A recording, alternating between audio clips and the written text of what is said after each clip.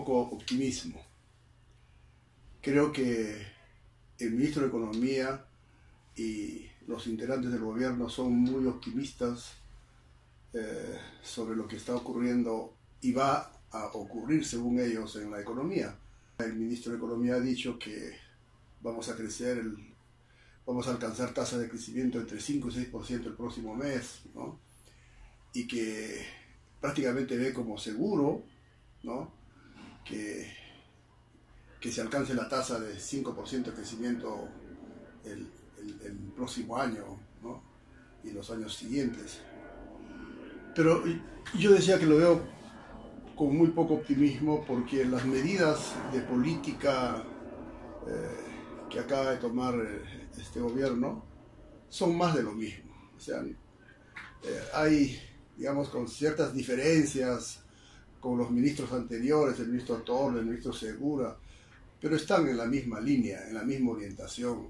No son políticas que están dirigidas a hacer cambios para que el crecimiento económico sea sostenible en el tiempo.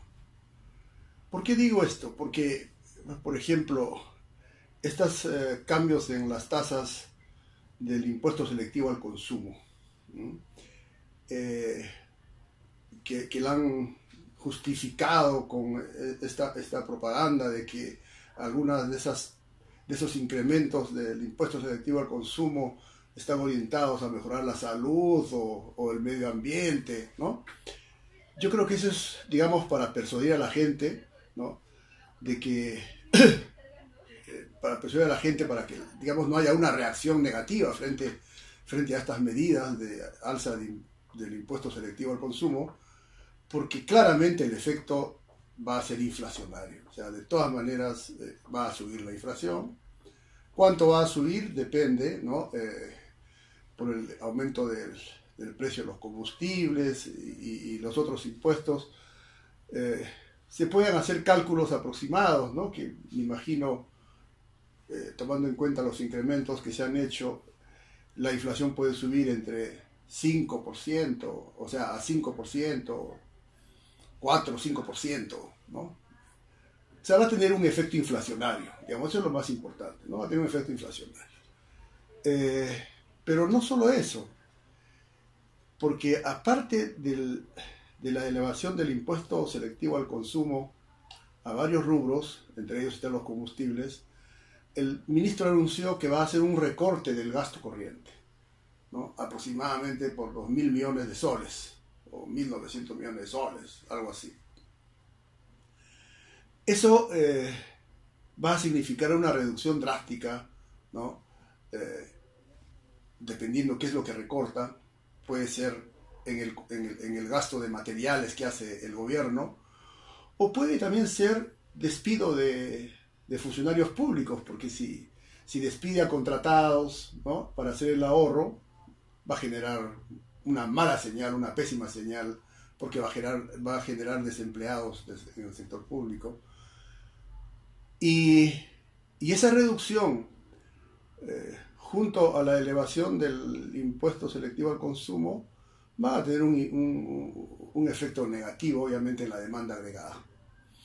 O sea, en lugar de impulsar la demanda agregada, ¿no?, yo creo que va a tener un efecto contrario. O sea, hay un efecto inflacionario, hay un efecto contractivo en la demanda agregada, y por lo tanto yo no creo sinceramente que con esas medidas se pueda reactivar la economía y lograr tasas de crecimiento como está anunciando, tasas de crecimiento altas como está anunciando el ministro de Economía, ¿no? Ahora, ¿por qué digo que es más de lo mismo? Porque ni los gobiernos anteriores, me refiero, ni el ministro Torne anterior, o sea, del gobierno de Pedro Pablo Kuczynski, ni el de Humala con su último ministro Alonso Segura, ¿no?, apuntaron al fondo del problema. ¿Cuál es el fondo del problema? Por ejemplo, en el tema tributario, las devoluciones de impuestos. Las devoluciones de impuestos más o menos alcanzan cerca del 2.3% del PBI, ¿no? Y el sector más beneficiado con estas devoluciones es el sector minero. Entonces no tocan, ¿no?, a las grandes empresas que se benefician con este tipo de exoneraciones y devoluciones de impuestos a los exportadores, ¿no? Por otro lado, no adoptan medidas de manera ya definitiva para controlar la evasión tributaria. En materia de evasión tributaria, ¿no?, hay, digamos, una pérdida de cerca de 6% del PBI, ¿no? Evasión del impuesto a la renta, por ejemplo, o evasión del pago del IGB, 3.6% del PBI. Entonces, estos temas no los aborda el gobierno. Si los abordara, habría un cambio importante en el régimen tributario. Y por otro lado, ¿no?, como el gobierno está preocupado por el déficit fiscal, por eso es que están haciendo este recorte, porque creen que haciendo ese recorte, ¿no?, lo que consigan, ¿no?, esos 2.000 millones o 1.200 millones lo van a dedicar a inversión pública. Así no se hace política reactivadora, ¿no es cierto?, cambiando solo la composición del gasto. Entonces, lo que tendría que hacer el gobierno es, sin hacer recortes del gasto corriente, incrementar los montos de inversión pública, y no importa que aumente el déficit fiscal, porque el aumento de la inversión pública lo que va a hacer es efectivamente reactivar la economía, ¿no? Y el déficit fiscal no va a aumentar solo porque, digamos, aumentó el gasto en inversión, ¿no? Porque el gasto de inversión va a hacer crecer la economía y va a hacer crecer, ¿no?, la recaudación, etc. Sino que cuando, digamos, se incrementa la inversión pública, ¿no?, en montos importantes, es absolutamente seguro que eso es tomado como una señal positiva por los inversionistas privados. Entonces, solo así se puede estimular el crecimiento de la inversión privada. Pero cambiando solo la composición, manteniendo, digamos, constante el gasto total del gobierno, no se hace política reactivadora, ¿no es cierto? Ahora, el déficit va a crecer porque, digamos, el sistema tributario está perforado, o sea, se redujo las tasas de impuestos desde Segura, ¿no? Se hizo una reducción mayor con Alfredo Torne, y ahorita tenemos una presión tributaria por debajo de 13%, que es realmente preocupante, y es una vergüenza que se haya llegado a eso con estas medidas que tomaron los anteriores ministros, ¿no es cierto? Entonces, por eso es que yo digo, para resumir, hay que atacar a fondo el tema de las devoluciones, el tema de la evasión, el tema de la elusión, ¿no?, y hacer una reforma tributaria importante para aumentar el peso o la presión tributaria, ¿no? Y segundo, hay que, sin hacer este cambio de composición del gasto, hay que impulsar la inversión pública de tal manera que se genere una señal evidente al sector privado de que la economía realmente, vía inversión pública, se está reactivando. Y de esa manera el sector privado, ¿no?, estará motivado para hacer inversiones, ¿no es cierto? Y se logrará, digamos, reactivar la economía.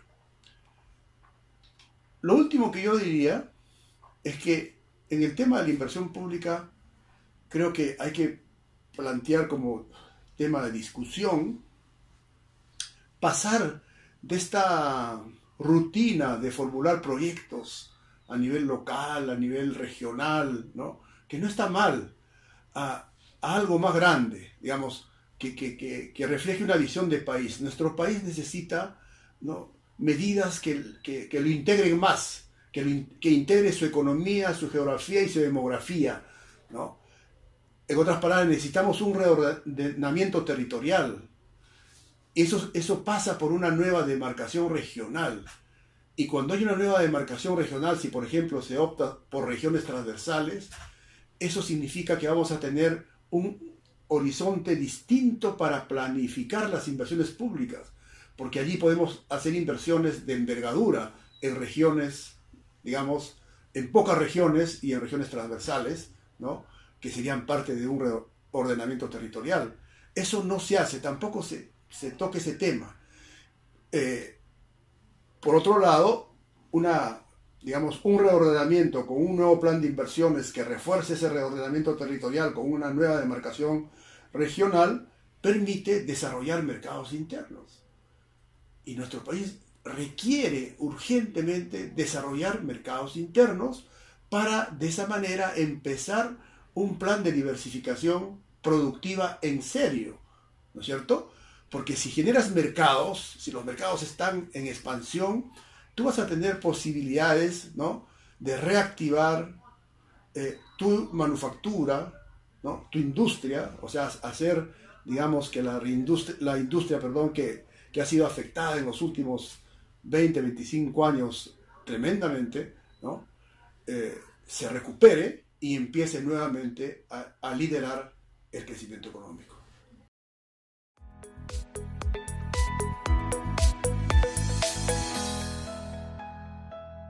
Yo creo que se tiene que hacer una campaña en la población. La población puede presionar para que realmente se hagan los cambios en el régimen tributario de manera rápida y eficiente. O sea, no podemos seguir con estas devoluciones que le dije ya que representan el 2.3% del PBI, ¿no? No podemos seguir con,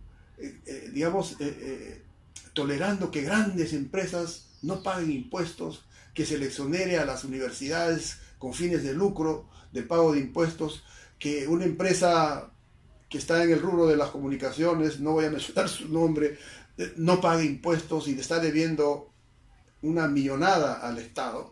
Eso no se puede permitir. El problema es que cuando los intereses privados penetran, ¿no?, al interés público, la orientación del interés público, ¿no?, se pierde. Es decir, el carácter público de las políticas quedan contaminadas por los intereses privados. Entonces no se logra realmente, ¿no?, los objetivos sociales que uno quiere lograr con las políticas económicas. O sea, el bienestar general, el desarrollo del país y el crecimiento de la economía, ¿no es cierto? Entonces, yo creo que hay que hacer las dos cosas, ¿no? Hacer campaña de cultura tributaria para que la población pueda, ¿no?, entender la importancia de una reforma en el sistema tributario, y de esa manera, ¿no?, los congresistas, cuando vean a la población que está participando, está proponiendo cambios, ¿no?, y yo creo que podríamos lograr algo, pero efectivamente también me vuelvo pesimista viendo este Congreso, ¿no? Es bien difícil, ¿no es cierto? Es bien difícil porque este Congreso está penetrado profundamente por el sector privado. Muchos congresistas han sido apoyados por el sector minero en sus campañas electorales. Entonces, ellos no están pensando en el bien público, están pensando en el interés privado, en corresponder a sus patrocinadores, que son el grupo de interés privado que los financió, ¿no es cierto? Eso también tiene que discutirse, ¿no? Tiene que plantearse como un tema de debate en la sociedad civil, porque si no vamos a estar con más de lo mismo.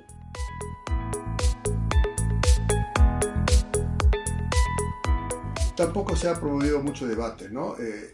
El debate que promovió la publicación de un libro de Gessi con Gallardo, no fue asumido por los agentes privados, y por eso se hizo un plan de diversificación productiva bien pobre, ¿no es cierto?, que no apuntaba al fondo de los problemas, ¿no?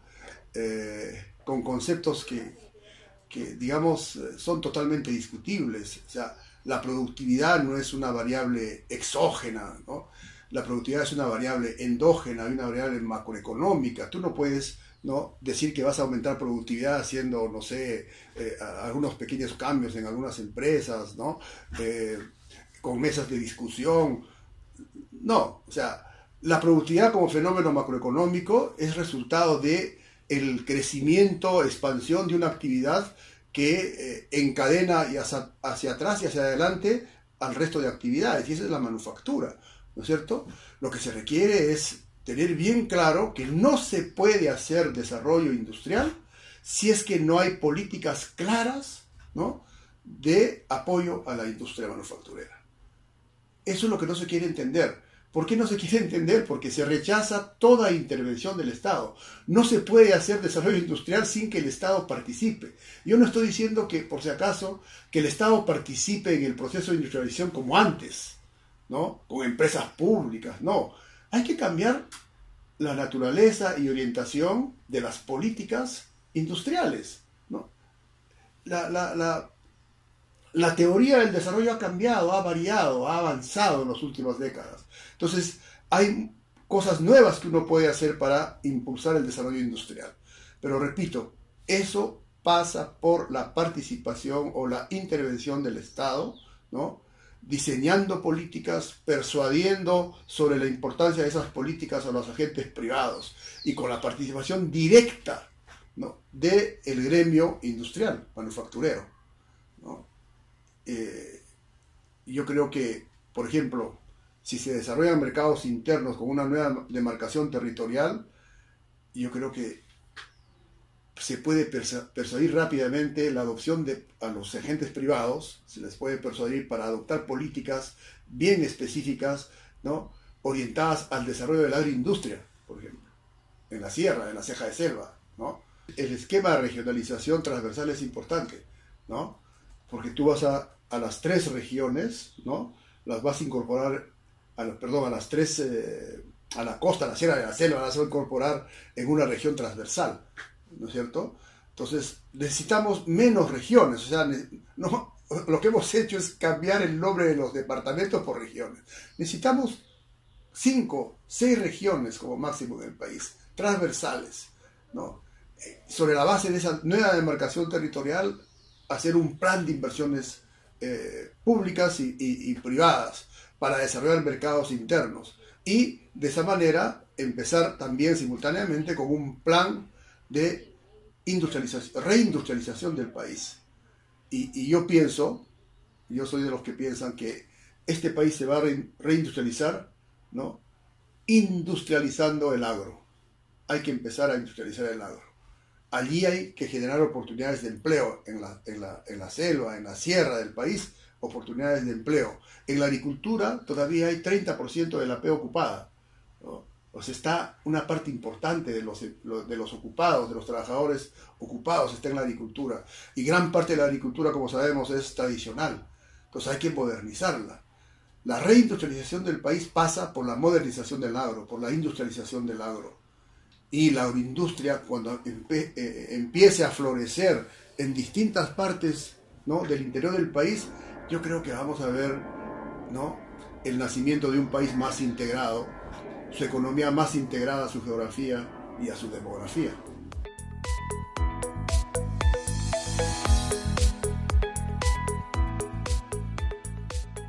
Las consecuencias de la desaceleración económica ya son evidentes, ¿no? Primero, aumentó el desempleo, llegó hasta 8.1% de la PEA. En Lima Metropolitana el desempleo, según el INEI, está alrededor de 7.3% y ha aumentado el subempleo. El subempleo ha aumentado en cerca de 2 puntos, 1.6%. Y el empleo adecuado también ha disminuido, o sea, también ha sido afectado el empleo adecuado. Entonces, aumenta el subempleo, disminuye el empleo adecuado y aumenta el desempleo como resultado de la desaceleración. La pregunta es, ¿por qué? Si la economía sigue creciendo alrededor de 2.5, 3%, acaba de crecer 3.93%, ¿no? Simplemente eso ocurre porque las actividades que están impulsando el crecimiento no son aquellas actividades que generan más oportunidades de trabajo, ¿no?, como la manufactura, por ejemplo. La manufactura ha sido afectada tremendamente. Ha crecido este último mes, pero a una tasa bien baja. Entonces, cuando la manufactura no crece, cuando las otras actividades ligadas a la manufactura no crecen, entonces las oportunidades de empleo tampoco crecen de manera o en número suficiente. Entonces, ¿qué ocurre? Que la gente empieza, los desempleados, los que no encuentran trabajo, empiezan a buscarse sus estrategias de sobrevivencia y aumenta el empleo en el sector servicios. El sector servicios sí ha crecido. Entonces, esta situación que vive el país, ¿no?, y va a seguir viviendo todavía si es que no hay cambios drásticos en la manera como se hace la política fiscal y monetaria, ¿no?, va a seguir creciendo el subempleo, ¿no? El empleo adecuado va a seguir decreciendo y la tasa de desempleo no va a bajar, ¿no es cierto? Entonces, claramente esas son las consecuencias de la desaceleración. Y mientras no se recupere una tasa de crecimiento por encima del 4 o el 5%, esta situación va a empeorar, ¿no? Entonces, las políticas de este gobierno anunciadas son insuficientes para enfrentar ese problema. Y por otro lado, tampoco hay un anuncio claro de una política monetaria expansiva. O sea, usted me preguntaba, ¿qué haría yo? Le dije, me concentraría en pocas cosas, aumentar la inversión pública, enfrentar el tema de las devoluciones y de la evasión. Y la otra cosa que faltaría es que habría que adoptar una política monetaria. Yo persuadiría al Banco Central que adopte una política monetaria expansiva, o sea, que baje la tasa de interés de manera significativa para acompañar a un programa de reactivación vía un plan de inversiones públicas de envergadura.